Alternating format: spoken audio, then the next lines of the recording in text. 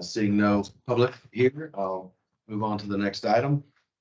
Next item is to consider an act on requests for adjustments to or relief from specific charges imposed by the district. Do you have any? Nothing for me. None? All right. Any questions? All right, move on. Onto the consent agenda. Is there any items from the consent agenda that we need further discussion or taken out? I would want to pull out, I just have a couple of quick questions about number 5 and number 8.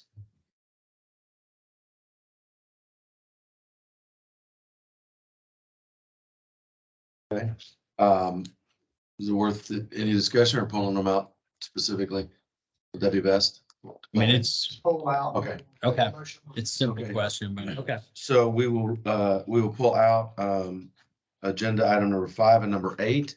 Do I have a motion to approve the consent agenda, including the remaining 4, 6, 7, and 9? So move. So we have a motion. Do we have Second. all in favor? Aye. Opposed? Abstained? All right, motion carries. Thank you. Do we want to go ahead and take number 5 now? Let's do that. Okay. Review and act on financial reports and disbursements for May. Yeah, I was looking at as I went through this and was looking at kind of year-to-date activity versus the budgeted activity. The one thing that jumped out was the investment interest, the difference between our budgeted amount versus the actual investment amount. That's on page 5. Is that entirely due to interest rates hikes, nothing more? Right. That's all it is, just rates have gone up. Virtually zero to now it's what? Over 4. Yeah, it looks like all of them were over 4 from what I saw. Okay, all right. Well, I mean, that answers my question there. So 400% increase in our favor for a change. Okay. Do I have a motion to approve the financial reports? I'm So move. I'll second. All in favor? Say Aye. Aye. Opposed? Same. All right, motion carries. Item number 8, consider an act on adoption of resolution authorizing additional penalty on delinquent real property taxes and authorize delinquent tax attorney to pursue the collection of delinquent real property taxes beginning July 1, including the filing of lawsuits if necessary. I think I just wanted to see, have your side. I really can read. Just that has passed, right? So it in reading this, it looks like essentially the 20% that we're going to pay the attorney to collection, we're going to pass that on to the customer. Am I reading that right? What do we do now?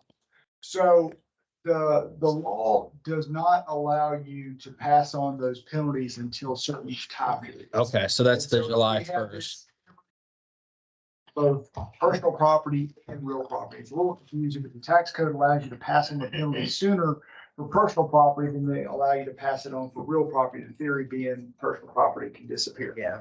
So, and then taxes, the lien for taxes attached on January 1st of each year. So that's Okay. why we don't just have an evergreen resolution for each of these. So every year, and that's how they've ended up in your consent agenda because it's become pretty much a housekeeping item. So usually in January, February or so, we'll have an item for the personal property because that can be passed on beginning on April 1st. And then, here we are, April, doing a resolution for real property because that can't be passed on until July 1st. So what we do is, in connection with the board's adopting these resolutions, we also instruct the delinquent tax attorneys to not start collection activity until the additional penalty kicks in. Because you don't want to have a delinquent tax attorney who's, eager beaver and does a great That's job what I and want. collects for you on, March 1st on both of those, and you got to pay them 20%, and you're taking the district takes the haircut. Okay. So we instruct them, don't let, Judy does a great job as well with calling folks and trying to get them to pay taxes. She basically bird dogs it until, and a lot of times even after we've turned it over, she'll bird dog those delinquent accounts and try to get them paid so that we don't have to have the 20% and the taxpayer isn't getting 20%. But after that, when we're made whole, that's when we go ahead and, release the delinquent tax attorney to start their work. Okay. Okay. Like that answers my question. Any further questions on that item? Do I have a motion to approve item number 8? So move. All second, all in favor? Aye. Opposed? Abstain? All right, appreciate it. Thanks, guys. On to the regular agenda, item number 10, receive the San Jacinto River Authority Woodlands Division report, including all those items. Everything there. Yeah. So of those 3 items, we only have an update on the 10-year project plan. Prior to that, though, I wanted to let y'all know, prior to the meeting, we did pass out a sign of our appreciation to Sean, a little plaque in front of him. So thank you for your time. You know, a lot of Thank you. dedication, a lot of effort, but brought a good voice to the group. So thank you. Thanks for letting me be part of it. It was very educational. Come on. Definitely, Why you got this now? definitely look at water treatment a little bit different. I was driving down the road to drop off my oldest at Powell the other day, and drove by one of the water towers, and she looked up at it. She goes, "Well, what is that?" I go, "How much time do you have?" So The second item I have is the 10-year project plan presentation. So you have 2 documents in front of you that I passed out prior to the meeting, or Shelby did. The first is this item here. This is the 10-year project plan for known document. We're not going to go through this document. This is all the detail behind all the stuff that I am going to do. So if you have a question on, hey, what is this elevated storage tank number 6? Where's it going to go? When is it? What the breakdown costs? Why you need it? All that good stuff. It's all in. Yeah. And that's yours if you can take with you. The second item is the paper PowerPoint presentation. This is a document I've been going. There's 2 sections to this PowerPoint. The first half, the 22 pages or so, is what I'm going to run through. The last half of it is just reference material. In case you guys have questions on asset management or how we scored something, we can easily get to that data. So what I'm gonna do is I'm gonna run through this at a quick flip. If you have any questions, please stop me and I'll be glad to answer. So the first part of this is going to be just kind of education on how we do basically the project plan. The first thing on page 2 is that the project plan is a proactive approach at managing the system. We don't wait till something breaks or has been broken for a number of years before how we can maintain the level of service. What we're showing on page 2 are headlines from across the state of Texas over the past year of a lot of entities who are having a lot of water issues due to aging infrastructure, kicking the can down the road, so on and so forth.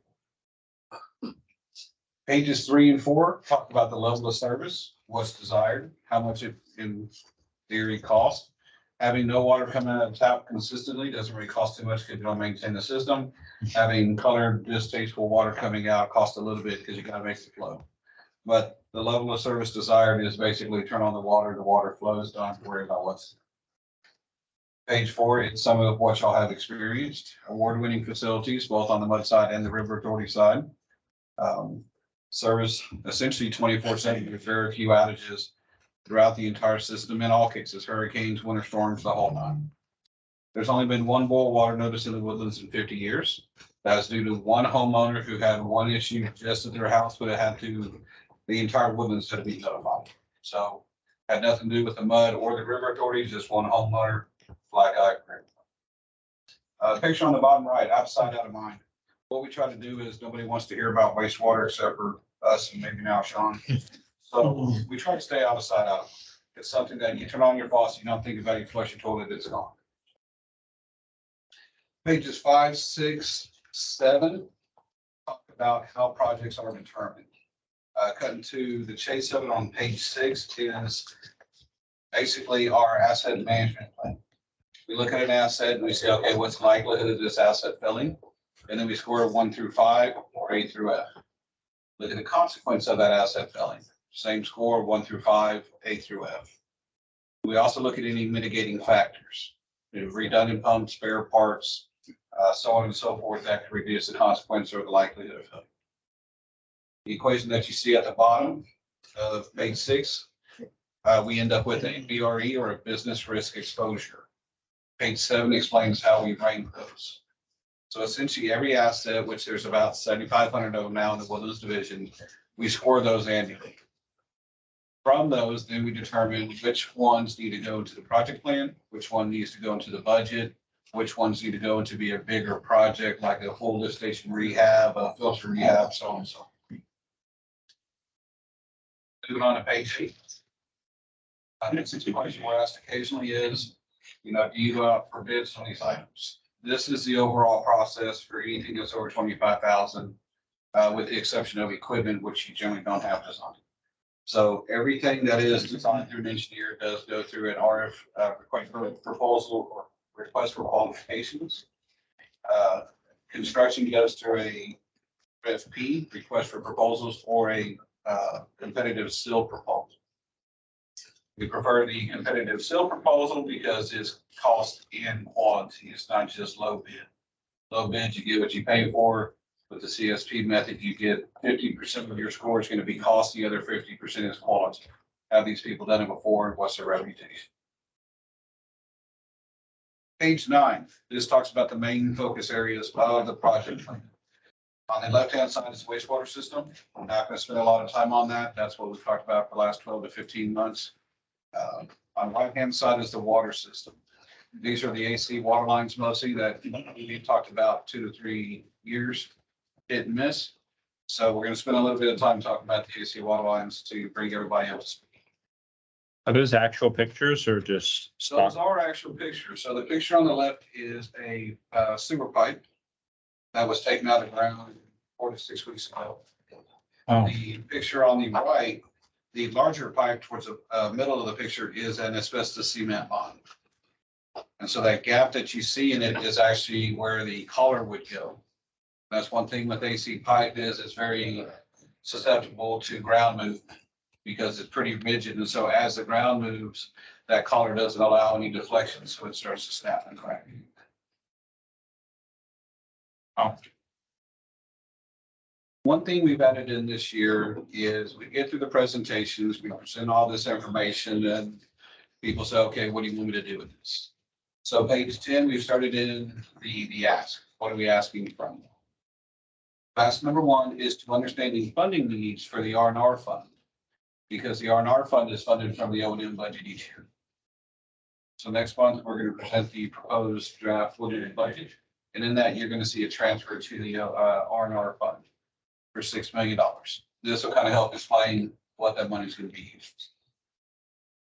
Page 11 is the high-level overview of the R&R plan for the full 10 years. So what you're going to see is you're going to see everything on there with the exception of one item is generally less than 30-year lifespan. Well, rehabs are 12 to 15 years, just depending on pumpage. Generators maybe 20, so on and so forth. The elevated storage tank is about a 75 to 100-year lifespan. However, we already have most of the cash on hand, so rather than move that to a bond and reacquire money we already have, just leave it in R&R and finish funding it that way. On page 12, kind of summarizes the funding of this. So right now, the 10-year project plan's R&R fund is set at $83 million is what's needed. But we have $21 million cash on hand. These are projects that were delayed due to the wastewater strategic plan. So that means over the 10-year period, we're looking at $62 million needed. Do fund at $6 million a year now. And we believe as long as that stays at $6 million a year, that we can actually fund the entire 10-year project plan. As you know, some projects, all projects are estimates at this point in time, so we expect some to come in under, some to come in over. This $2 million is margin of error. Questions so far? Page 13 is ask number 2. At a future board meeting, authorize the River Authority to sell debt or water and wastewater capital replacement needs. Page 14 goes into a little bit more detail about what that is. It talks about some of the AC water lines, strategic plans, so on and so forth. But they're the 2 main focus areas we talked about before, the wastewater strategic plan and the AC lines. That's the majority of ask number 2. And you'll see why here in a little bit. The numbers are pretty large over a 10-year period, and there's no way to cash fund them without the rates going through. So pages 15, 16, 17, 18 and 19 deal with the AC water lines. What you see on page 15 on the right-hand side, this is the age profile of the AC water lines. So between about 1973 and 1984, 85, AC water lines were installed. AC water lines have a 50-year lifespan, which means they're currently, some of the older ones are at 50 years and or 48 to 50 years old. So what we're trying to do is replace them before they start breaking and wear off. Left-hand side, you see some of the concerns that we have, wet dry patterns, heavy loads, so on and so forth, causing issues with the AC lines. Page 16 and 17, kind of go hand to hand. Page 16, a few different things on here. All the dots that you see are historical breaks since 2015, I believe. All the colored segments are the AC water lines, the different phases of proposed replacement. So over the next 12 years, all those colored lines would be changed from AC line to HDPE.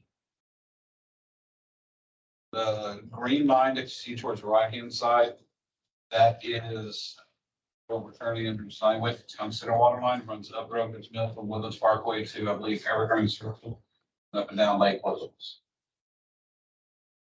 You were asked, okay, so are these breaks increasing or are they decreasing, staying stable? And that's what you see on page 17. Now, one thing to keep in mind, you're not seeing double-digit breaks here, but when these breaks do occur, they are larger lines, therefore it is the potential for more people, more businesses to be out.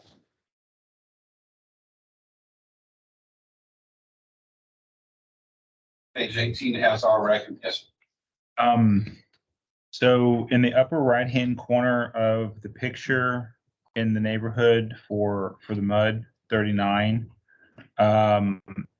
that there's two dots, that left-hand dot, that's the one that, is that the one that flooded like a couple months ago? Oh, okay. Yeah, December timeframe, we had 3 leaks, I believe. And that was Yeah. Okay, cool. They got fixed pretty quick. Yeah. So, And that's a good point. One thing, the MUDs and the River Authority do is you'll see, it's not about this time of year, you'll see in the city of Houston where they're always reporting on this leak's been going on for 6 weeks, 2 weeks, 5 days, flood. You don't see that in the Woodlands. That's a level of service that y'all have asked for. So if there's a leak that occurs, both entities get right on it right away to fix it. Yeah. So. I mean, I think with that one of the homeowners texted me and I texted someone and it was like done the next week. Like, I mean, it was super fast. So. Page 18 is the recommendations that we've recapped. Place all the AC lines over a 10 to 12 year period. That's actually financing over 10 years with construction over 12. Utilizing bonds or other some sort of long-term financing. Using HDPE or PVC, just depending on the location. They're roughly the same type of pipe. We like HDPE because it's fused together, welded together, and there's not as many fittings, which means there's less chance for leaks in the future. It's also PVC is kind of flexible, but HDPE is more flexible in case the ground does. One thing you'll see on the last bullet here, the monitor the Woodlands Parkway PVC line. This is a line that runs from on Woodlands Parkway from Kirkendall to 2978. So it's a pretty long line. Historically, we had 3 to 4 breaks a year for about a 5-year period. We haven't had any in about 18 months. And so we're hoping we got them all. So what we did was we took that line, instead of starting design in 24, we pushed it off to about 33, I think it was. And so we're going to watch it and see. Maybe we got them all, maybe we didn't. But if we start having breaks again, we'll bring it back to y'all. And if y'all say no, go ahead and replace it, then we'll pull it forward and start replacing it. Page 19 is some more of the questions on, hey, why don't we wait on these? There's a lot of risks that come with pushing them off and having breaks. So just want to draw some of those out.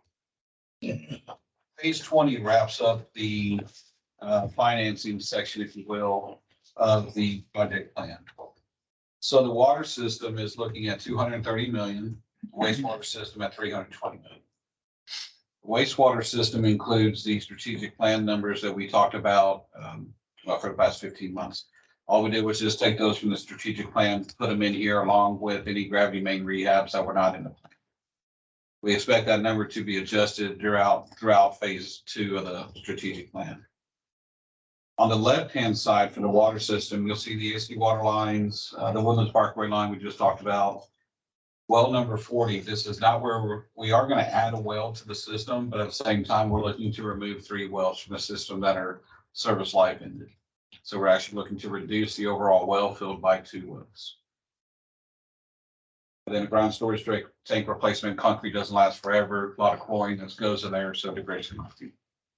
So all that to be said, page 21 is a wrap up of the entire 10-year project plan. This is the summary of everything that you have in your packet. And this is everything that we can foresee for the next 10 years. So total project plan, everything included, you're looking at $632 million.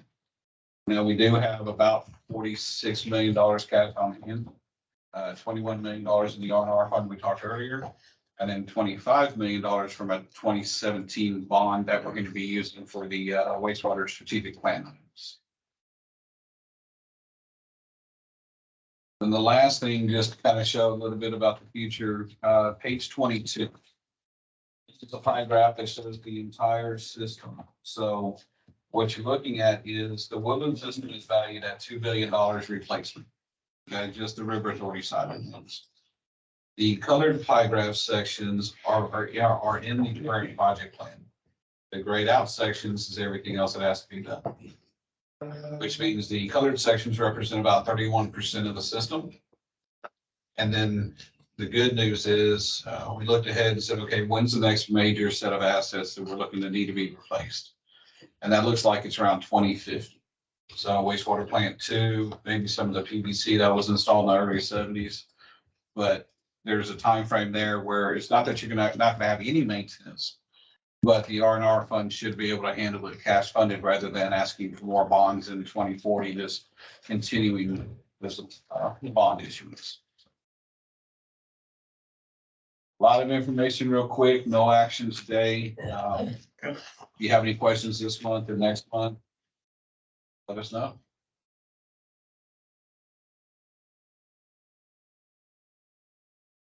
That is all I have. Any discussion on that? I have a comment.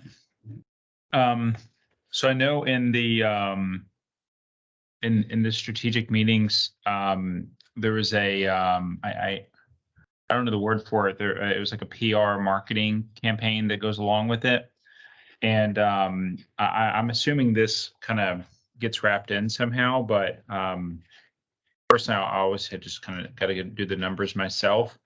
I was thinking about that. If you know this pretty well takes care of everything the Woodland's going to need for the foreseeable future till roughly 2050. That's not just normal cash funded. I was thinking, well, I have an 8-year-old daughter. How old is she going to be at 2050? She's going to be 45 years old. So she's going to be older than I am now, and she's going to take care of the next several decades. So yes, costs are going to go up to cover these projects. But overall, it's really not bad when you think about the next 3 generations, potentially, of the Woodlands. So. But you did bring up a few things I did forget to mention. Later this year, sometime this year, before the end of the calendar year, we're going to bring supplemental agreements to each of the MUDs and ask for y'all to authorize the bonds. That was asked number 2. So that there is a contract that comes with that. So get it to y'all so y'all can take a look at it, make comments, so on and so forth. The other thing is, Eric, and then we're probably going to chat about it during your section, but there is a PR campaign that comes with this that Eric will touch on here. And it sounded like you wanted to volunteer based on your comments. That's perfect. No, I'm not. I might need you.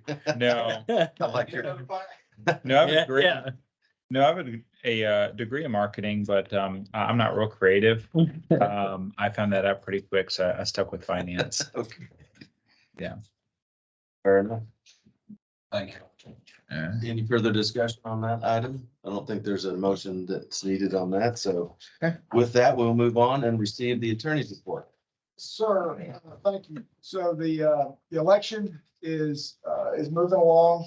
We've got all of our legal steps have been able to be completed up until this point. The next step is just conducting the actual election, and Montgomery County is handling that on the district's behalf.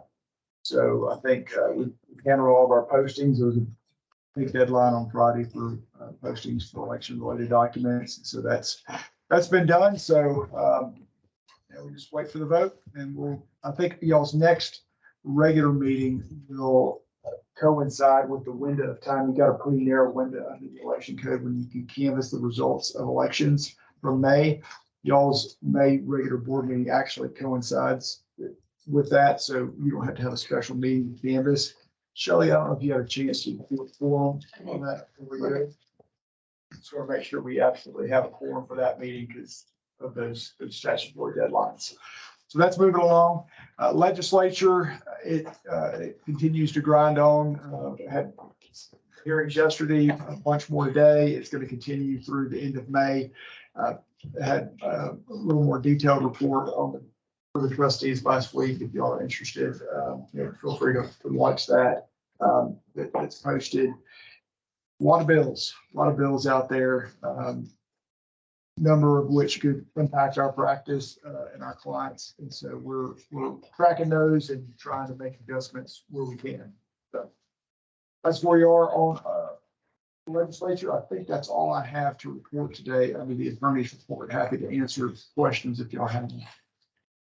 Just a quick question on the resolution for the developing district status. Yes. It lists 2,284 as the number of equivalent single-family connections. So that's essentially, is that the estimate of what will be needed for connections on the 2 undeveloped parcels? So that is the next item. If y'all want to go ahead and roll to that. Oh, I'm sorry. Yeah, you're right. I got ahead of myself.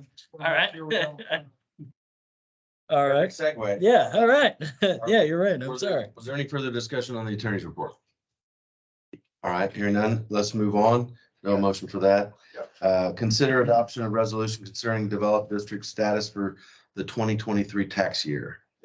And so very good question. And so we've got Cole here with LJA. So they put together, as we talked about, I think y'all were on the board when we did this last year. LJA goes through each year and looks at the number of ultimate connections that you have. And they work on that with Woodlands Water staff. And that's a combination of what you have from your 6th and final accounting plus other capacity that may have become, necessary post 6th and final. So if you had a redevelopment or you have a annexation, then those should be included in that calculation. Cole, I don't know if you have anything extra on. That is correct. So the numbers that we received from Woodlands Water, for the land use database that was updated for 2022, your wastewater numbers that's anticipated for everything for your complete build out is the 22.8. Okay. That's where that number comes from. Okay. Where are we before the build out, like right now? Your total that you have constructed right now is 1938. So that puts you, 1938 for your water and then 2118 for your wastewater. So based on your water, you're at 94.4% constructed and your wastewater, you're 92.7. Okay. And the threshold is 95%. Yeah, I see that. You're pretty close. Yeah. But it is a pretty consequential designation, and we do it each year. Because, as you may recall from prior years, once you cross that 95% threshold, you're subject to a 3.5% rollback rate instead of an 8% rollback rate, which really constricts your ability to generate additional operation and maintenance tax revenue.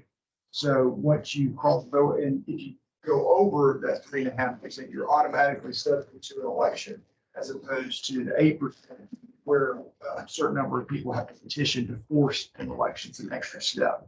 So it's a pretty big change when you go from one to the other, especially when for a number of years, districts have been able to utilize increasing appraisal values and the additional maintenance tax generated from that to help cover the cost of your facilities, as opposed to raising water and sewer rates.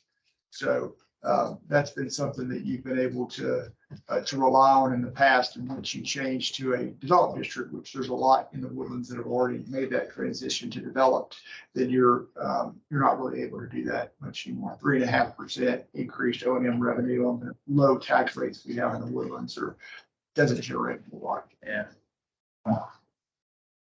That's- Any further questions on that? So we're developing. All right. Hearing none, do we have a motion to adopt the resolution concerning the developed status for 2023? Yeah, I'll make the motion. Second. Motion and second, all in favor? Aye. Opposed? Abstained? All right. Motion carries. Next item on the agenda is receive WWA staff information on pavement and underground utility conditions along Trade Center Boulevard in Donwick. We are gonna move to next month on that. So basically the update is we're working to get some numbers. We've gone back out and done some testing and gonna get some estimates for some of that work, and we'll bring that to you next month. Yeah. Next item on the agenda is the general manager's report. So good morning. I'm going to update you on a few things for the general manager's report. I just wanted to give you an update on the One Water task force that was put together years ago. The township did meet and voted to resurrect the One Water task force. So that is going to start getting ramped back up. We've met with township staff just to talk briefly about some ideas on what the focus and goals might be of One Water. So more will be developing in months to come. I wanted to update you on the TACUS settlement. We did settle with TACUS, and so that is complete. We have received proceeds from the settlement as well as the other terms. And so what we'll be doing is putting together the pro rata of any remaining bills and then the proceeds coming back and forth to the MUD. So we'll be doing those prorations and you'll see those. I wanted to ask you about that. There was MUD 39 impact on that from TACUS, is that right? Very little. That's what I thought. Very, Okay. very little. Yeah, I didn't think it was a big impact to us. It wasn't. Okay. It wasn't. Very, very little. Okay. All right, another update in the packet. Let's see, starting on page 47, there is a summary that we received from Montgomery County Appraisal District, letting us know of their salary summary and different positions in their salaries. So there's been some minor adjustments on some of the positions within the organization. We understand there's no effect on the budget. This is just some reallocation and reorganization of some of the actual position names, but wanted to pass that along to you. Next, I just wanted to give some recognition to a couple of employees of Woodlands Water. Maureen made 25 years of service for Woodlands Water. Congratulations. And then Tony Rendon made 41 years. Field supervisor for us. Tony Rendon, Antonio. So, Wow. absolutely. So Maureen started working here when she's like 5. Yesterday it was proposed 8, but you. That's right. Let's see, I just wanted to point out a few articles that we put in the packet. One was on lead service lines. You'll be hearing more about that over the next year as we get into dealing with the EPA regulations for lead and copper. But that gives a little insight into it. And then another article on PFAS, which is some chemicals that are starting to be talked about in the EPA as well. And then there's a handful of things that we put in that are related to the strategic communication plan that John is implementing and we're putting out to the public in various outlets. Just a couple more items kind of related to the trustees meeting. The Public Education Committee is planning to meet next week on the 26th. One of the topics of discussion, as you just heard from SGRA and Chris, that there's some significant infrastructure changes over the next decade or so. And so with that, it's going to be very important that we focus on public education and public outreach to let the community know and your customers know what's coming, why it's happening, what the results will be, and so forth. So we'll be working on that with SGRA next week in the PEC. And then finally, I had just an update. The Personnel Committee made recommendation to the trustees. Trustees voted and approved the modification of Woodlands Water holiday schedule. And so the result was that in 2023, we will add Veterans Day, which is in November, and then we will keep the floating holiday that we have currently. And then 2024 and beyond, we'll add MLK, Presidents, and Veterans, and we will remove the floating holiday. That will change overall holiday schedule from 10 to 12, and it'll be more consistent with the area-wide municipalities, SGRA and some of the other municipalities were in that same 12 area. So trustees approved that last week. With that, that's all I had for the general manager report. Any questions on that? All right, next item on the agenda is to receive the Woodlands Water Trustees Report. Ted's not here, but I gave a couple things from it. I'm not sure if you had any other questions related to the trustees report. Those were essentially the highlights. Okay. Next item is recess for closed session. I don't believe we have any. Reconvene and open, no. Discuss any matters placement for future agendas. Yeah, it's the results of the election. Okay. Any other comments, questions? Nope. Motion to adjourn at 12:37. All right, thank you.